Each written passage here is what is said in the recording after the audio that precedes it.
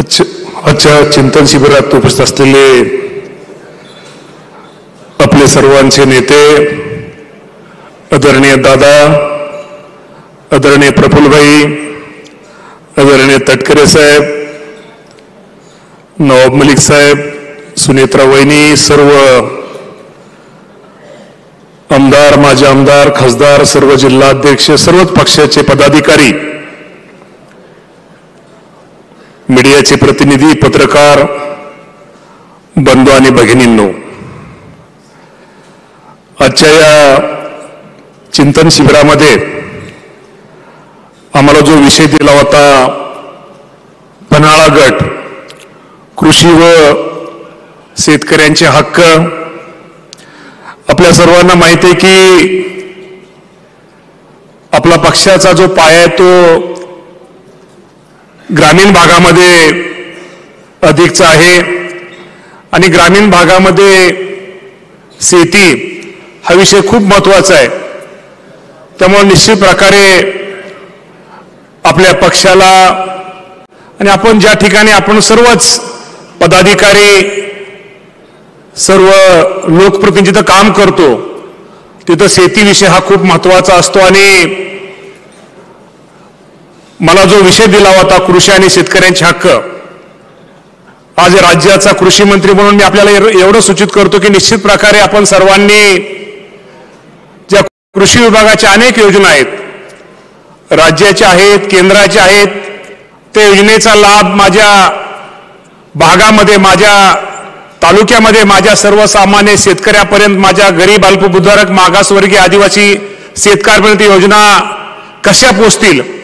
आणि त्या योजनेचा लाभ माझ्या त्या शेतकऱ्याला मिळून माझ्या पक्षाची ताकद, माझ्या नेत्यांची ताकद कशी वाढेल याचा आपण सर्वांनी खरं तर त्यामध्ये सर्वांनी भाग घेतला पाहिजे। आणि ग्रामीण भागामध्ये जो शेतकरी असतो, काही शेतकरी हे अडाणी असतात, अशिक्षित असतात, त्यांना अनेक आपल्या ज्या योजना असतात त्याची माहिती नसते। आपल्या सर्वांना माहिती आहे की कृषी विभागाने एक जे आपल्या योजना त्याची एक पुस्तिका तयार केलेली आहे, त्या पुस्तिकेच्या माध्यमातून आपण स्वतः त्यामध्ये आपण वाचून त्यामुळे निश्चित त्याचा कसा फायदा होईल हे आपण सर्वांनी पाहिलं पाहिजे। कृषी विभागाच्या माध्यमातून किंवा आज जो आम्हाला जो पन्हाळा गट दिला होता त्यामध्ये अनेक आमचा जे पन्हाळा ग्रुप समूहाच्या वतीनं तटकरे साहेब, दादा, प्रफुल्लभाई आम्हाला अनेकांनी सूचना केल्या। आता खरं तर ती सर्वप्रथम सर्वांची सूचना होती की शेवटी गोष्ट खरी आहे, त्यांनी शेवटी ती सूचना समूहाची सूचना होती। आज शेतकरी आपल्या सर्वांना माहिती आहे की कधी दुष्काळ पडतोय, कधी अतिवृष्टी होते, कधी तो जो शेतामध्ये जो पीक घेतो त्याला बाजारभाव नाही आणि अशा अडचणीच्या काळामध्ये आमच्या समूहामध्ये सगळ्यात पहिल्यांदा कर्ज झाली तर माझ्या शेतकऱ्याला ती कर्जमाफी दिली पाहिजे हे माझ्या शेतकरी बांधवांनी त्यामध्ये सूचना केल्या।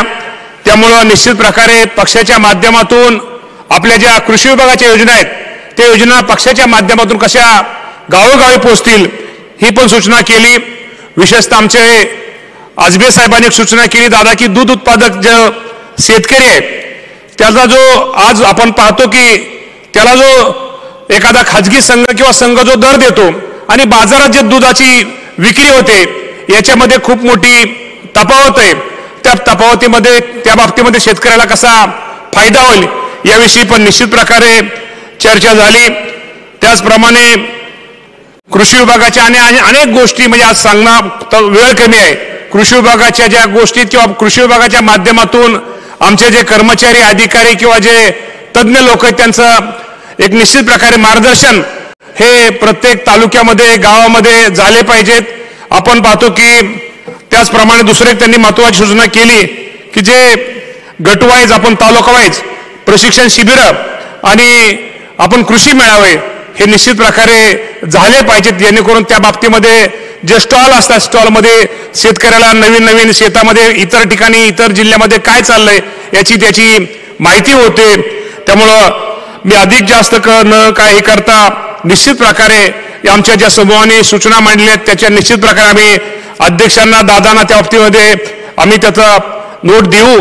परंतु निश्चित प्रकारे या कृषी विभागाच्या माध्यमातून मी आपल्याला एवढंच सूचित करतो की भविष्यामध्ये आपण सर्वजण निश्चित प्रकारे या माध्यमातून एक चांगलं काम करण्याचा प्रयत्न सगळेजण करूया आणि मला या गटाच्या माध्यमातून एक अध्यक्ष म्हणून काम करण्याची संधी पक्षाने दिली त्याबद्दल पक्षाचे आभार मानतो, आपले आभार मानतो, थांबतो. धन्यवाद. जय हिंद, जय महाराष्ट्र. मनपूर्वक धन्यवाद आदरणीय मंत्री महोदय. यानंतर चा गट होता त्या गटाचं नाव आहे राजगड आणि या राजगडाचे गटप्रमुख माननीय श्री